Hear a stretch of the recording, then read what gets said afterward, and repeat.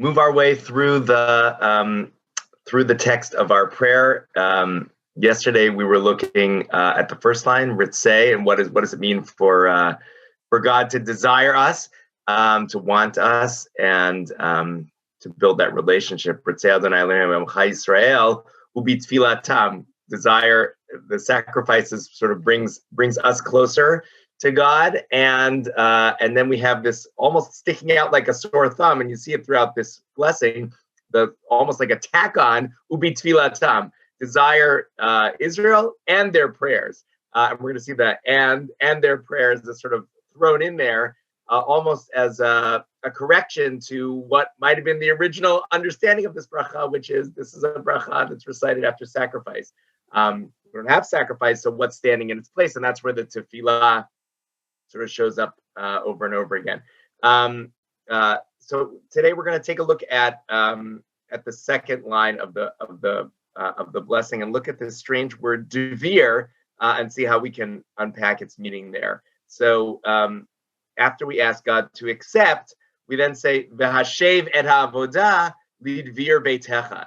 Return the avodah, return the service, the worship to Dvir beitecha, to your sanctuary, or the sanctuary of your house, or literally perhaps the speaking place of your house. You can see the word Dvir has something to do with the word davar, perhaps. At least that's the three letters that could make up its root. So we're asking God to return the worship or the service, perhaps the cultic service of sacrifice, or perhaps something more general, to the sanctuary or to the speaking place of your house. So we're going to try to unpack what this image means. The word Dvir does show up in the Bible in a number of places, but really in one particular place, in Malachim Aleph, when we're talking about the design of the temple that Shlomo was building. And what's clear is that the Dvir is part of the Holy of Holies. It's something in the inner sanctum of the temple. And in chapter 6 of Malachim Aleph, you get a number of references to the Dvir, almost as if we know what it is, like it's like a given that is an object that we are familiar with, and then it's sort of describing how it's laid out and what's inside it. So let's just take a look at some of these verses I pulled from that chapter. Against the outside wall of the house of the Bayit, the outside walls of the house enclosing the great hall, and the shrine, inner sanctuary. So you have the Heichal, that's sort of the outside holy part, and the Dvir, which is the inside holy part. He built a storied structure, and he made side chambers all around. So again, the architecture of the temple is what's at stake here, but the Heichal and the Dvir are the centerpieces of this Bayit. 20 cubits from the rear of the house, he built a partition of cedar planks from the floor to the walls. He furnished its interior to serve as a shrine, as the Holy of Holies. Vayiven lo mibayit lidvir lekodesh hakodashim. So the Dvir is the most holy part, the Kodesh HaKodashim part of the temple as being constructed by Shlomo. And what's happening in the Dvir? Udvir b'toch habayit mipnima echin l'titain sham et aron b'rit Adonai. In the innermost part of the house, the Dvir, you fixed a shrine in which to place the Ark of the Lord's covenant, the Aron with Brit Hashem, the Aron that contains Brit Hashem, is what's placed inside the Dvir. So the Dvir, again, this sort of speaking place, if you've got to hold on to the Davar understanding, the word, has something to do with, well, that's where we're going to put the covenant, perhaps the Dibrot, the Ten Commandments, again, in this sort of center holy of holy place. And then we have a couple verses later, Vayas Dvir, in the JPS translated Dvir shrine. In the shrine, he made 2 kruvim of olive wood, each 10 cubits high. So also, this is the Dvir is the locus for the kruvim, which were the places in which God's voice was heard. God was speaking between the 2 kruvim, between the 2 cherubs. And so the Dvir is both the container for the Brit Hashem, and it's also the locus for the kruvim, the speaking parts of Hashem. And for the entrance of the shrine, he made doors of olive wood, the plasters and the doorposts having 5 sides. So it's a center part of the Mikdash of Shlomo, and it plays a role in terms of the center of our relationship with God that might be centered around words, both the Kruvim as the speaking part, sort of live speaking, and the Brit Hashem, which is deposited there in the Aron, which is in the Dvir. Okay, so that's sort of where it shows up in the construction of the temple. We also get it in the context of prayer in Psalm 28. Shema kol tachanunai b'shavi elecha. Listen to my tachanunim, listen to my supplications when I cry out to you. V'nosi yadai el dvir kodshecha. When I lift my hands towards your holy dvir.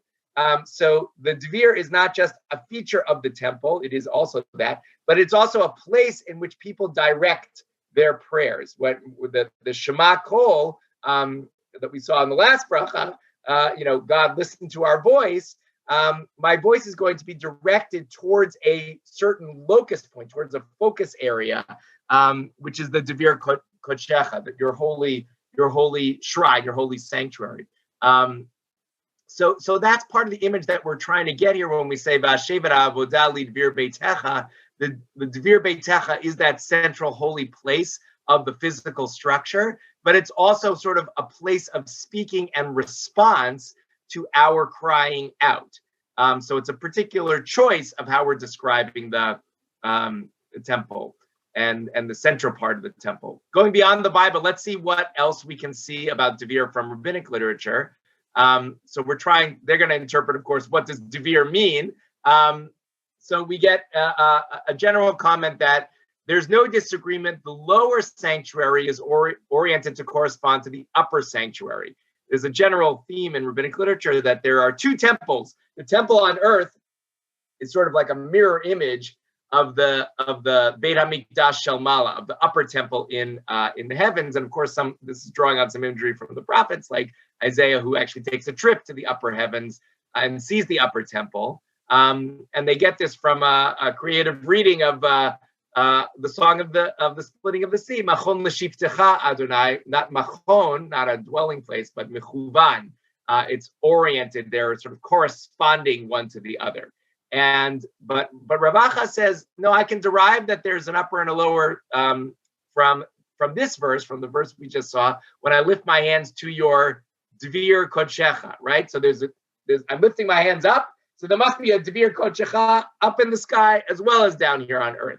And then he's going to explain what Dvir means. Makom shedibrot yotzot laolam, right? So what is Dvir Kodshecha? It's a place in which the dibrot, the words or perhaps the commandments, come out to the world, as it says, Ki mitzion tetzei Torah. So Zion, where the Dvir is located, that's the starting point. That's the central point for Torah to go out to the world. And then we have a disagreement. Makom shedibrot yotzot laolam, that words or perhaps the commandments or the 10 commandments, maybe that's what's sitting in the Dvir, goes out to the world. Rabbi Chinina, or in some versions Chanina, says Makom shehadibur yotzei leolam. This is actually the place where the word goes out. Not exactly clear what the difference between dibrot and dibur is. V'habriot mityarin. But whatever the impact of these words is, it causes fear or awe amongst people. Shneimar nora Elohim mikdashecha. Awesome is God from the Mikdash, from the central holy place, from the Dvir. So whether it's the dibrot, like a specific reference to a set of words, or general words that's going out to the word, the Dvir is the place where God is speaking. So again, up until this point in the Amidah, we've been doing all the speaking, but this is a request for us to return the service to a state in which there's a dialogue and where we have the dibrot, connecting us and reaching us. I'm skipping ahead a little bit to the last connotation here, which I haven't found yet. This link in rabbinic literature must be somewhere, but in Yoshua, when discussing the places in the land of Israel that they're conquering, there's a verse that says, Vidana v'kiryat sana hi Dvir. There's a place called Dvir, which is synonymous with a place called Kiryat Sana or Sneh. If you look at the letters here, Samech Nun Hey is the same as Sneh, and Dvir, that's how they're punctuating it, even though it doesn't have a Yud. So that's there's some linking between the Sneh, the burning bush, or Sinai, the place of revelation, and a place called Dvir. And indeed, when you start looking through rabbinic literature about the connection between what happened at the Sneh, it is the place where God spoke, right? Where we have in some midrashim talking about the Sneh as a place where God spoke to Moshe from the place of the Sneh. And similarly, when we start off the book of Vayikra, they connect the fact that God calls and then speaks to the scene of the Sneh, where the Sneh, God calls out to Moshe and then speaks. So too, when God calls out the book of Vayikra at the beginning, God called out and then spoke. That is to say, the Sneh is the prefiguring of the ultimate speaking of God, and Sneh and Dvir are overlapping in sort of their context. So the Dvir is the sort of the revelatory point of God speaking towards us, and that's part of what we're asking for when we ask God to return the service, return the Avodah to the Dvir Kochecha, to the holy speaking place.